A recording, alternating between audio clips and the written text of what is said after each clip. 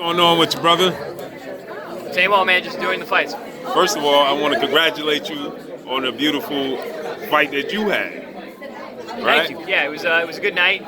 Nice little scrap with a very tough Brit, and we came out. We got the victory. We got the TKO, and we're just moving on. And where do you see yourself going from here? Man, all the world champions in my weight class are pretty busy, so I like to keep busy. I'm not gonna just wait and kind of see around what's going on. So I'm gonna hopefully fight again in the next couple months. My body feels fine. I don't have any injuries to speak of from the fight. So I like the fight. Hopefully it's September. Now we just watched Triple G. What's your reaction to that? I'm a big fan of Triple G. Always have been. Even when we fought against him, when I was with Daniel Jacobs, he's just a great fighter. And he went out there tonight. He had to make a statement, and he absolutely did. He took an undefeated guy. The guy was in there. It was a scrap. I would not be disappointed if I was Rolls at all. He went out there and he fought his ass off. And but Triple G did what he did. Does what he does. Got the stop. Now, what did you think about that punch? Because it's like he targeted the top of the head. I don't see you guys targeting the top of the head all too often. Triple G, that's one of his moves. He's been doing that for a long time. It's kind of one of his signatures. It's amazing that he can do that. That speaks about his hand and wrist and forearm strength, because most fighters avoid that because it's very easy to damage your hands. Triple G literally looks for it.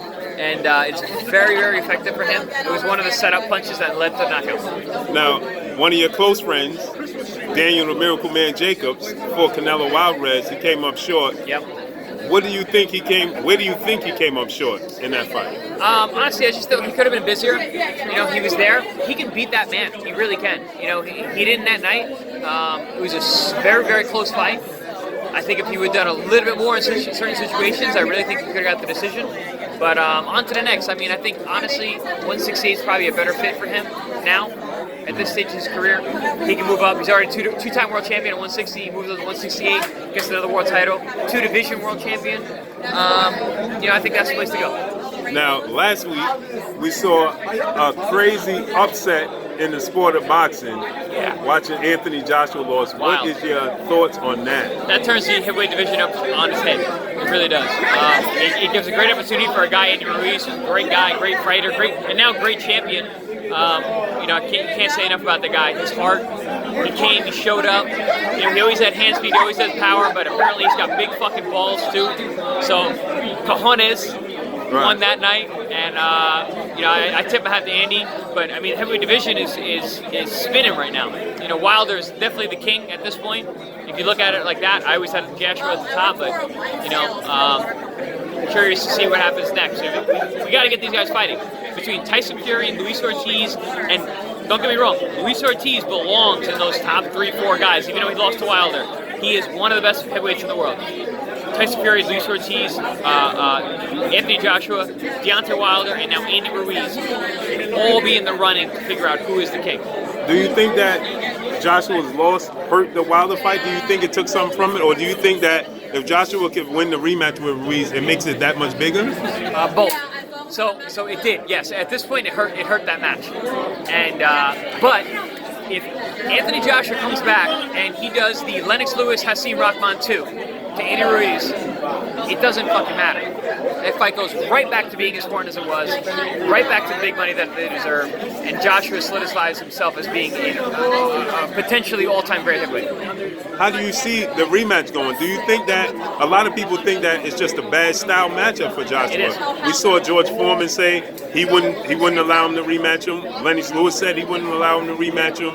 All these guys are coming out and they're saying, I would keep him far away from him as possible. What is your thoughts on that? As a businessman for Anthony Joshua, I'd say keep him away. As a fighter, I say he's got to go right at him. He's got to completely abolish that, erase that memory. He's got to jump on the man. He's got to beat the man that beat him. He's got to overcome those stylistic matchups. That's what great fighters do. Now, at the end of the fight, Joshua was asked in an interview about the knockout, and he said that he would have much rather it be Deontay Wilder that knocked him out than Andy Ruiz. What's your thoughts on that?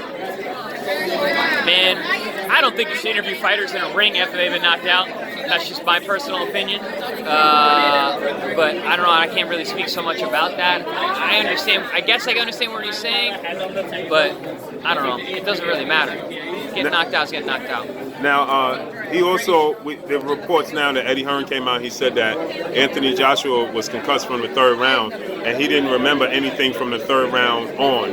You know, and there's also reports come out that he was knocked out in sparring a couple 8 days prior to the fight.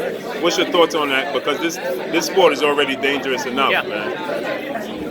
You gotta understand the amount of undue pressure put on to us as fighters, being especially main event guys. There's no chance Anthony Joshua can pull out of his first fight coming back to New York. I've been there before. I understand what that's like. Going into fights with injuries, going into fights where you're not 100% and you got to make it work.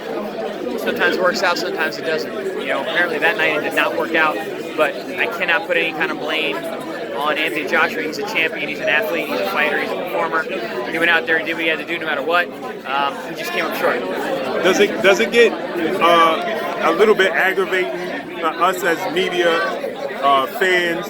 We want to see what Chris Algieri is doing before he even gets through the fight he has in front of him. Does that bother you guys, or does that get in your head? Does that, you know, get you guys a little bit off track or lose track of what's the fight ahead? It's an added pressure for sure. There's no doubt about that. Some guys do it better than others. Some guys shut it out. Some guys avoid it. Some guys embrace it and cherish it, and actually helps them perform.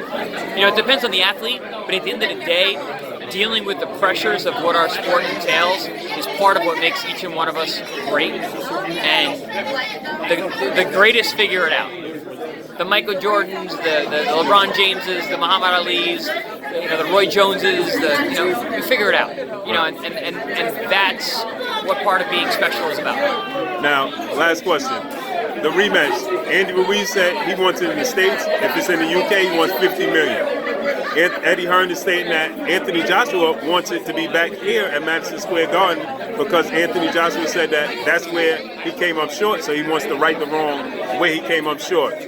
If you put on your promoter hat, where would you have the rematch at? I love the mentality of Anthony Joshua, fighting where it happened and erasing the wrong. I think that's phenomenal. That's the way to go. And then as a promoter, I leave it on the fighter.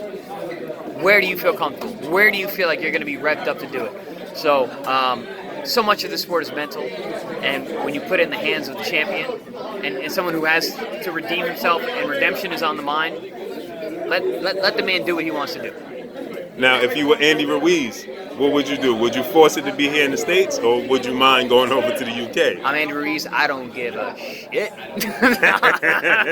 I already knocked the man out. I'm the heavyweight champ of the world. I'm making money. Fight him wherever. Ring is a ring. Fight the guy on Mars. It doesn't matter. Who do you think Andy Ruiz match up better? I know we just saw him beat Joshua, but he says that he want to go right from the rematch right to Deontay Wilder. How do you think he matches up with Deontay Wilder? I don't think he matches up as well at all. I think the style for him to get past the length and power of Joshua of Wilder is very, very difficult. I think it's difficult for anybody. But I think he's in a lesser position because of his height. Right. That's strictly a structural thing. It has nothing to do with his skills or set or anything like that. I think that's just a tough matchup based on his size. Now, last question. I know I said last question. Deontay Wilder said that he announced that he will be fighting Tyson Fury, and it's going to be taking place in February. But he still has a dangerous opponent in Ortiz in front of him. Very dangerous. What do you think about that? How do you see the rematch with Fury and Wilder and this rematch with Ortiz and Wilder? Part of Wilder's mystique and power and ability is his mental strength and his confidence. So I feel like going into this fight, he's probably going to be a huge have a huge advantage over Ortiz because he's already knocked the man out. He knows he can get him. That being said, he also knows he can be hurt by the man. So Luis Ortiz is extremely talented, and I think he can beat almost any heavyweight. He can beat every heavyweight in the world at any given night. But I lean towards Wilder in the rematch based on the confidence. I thank you, Chris. Appreciate you.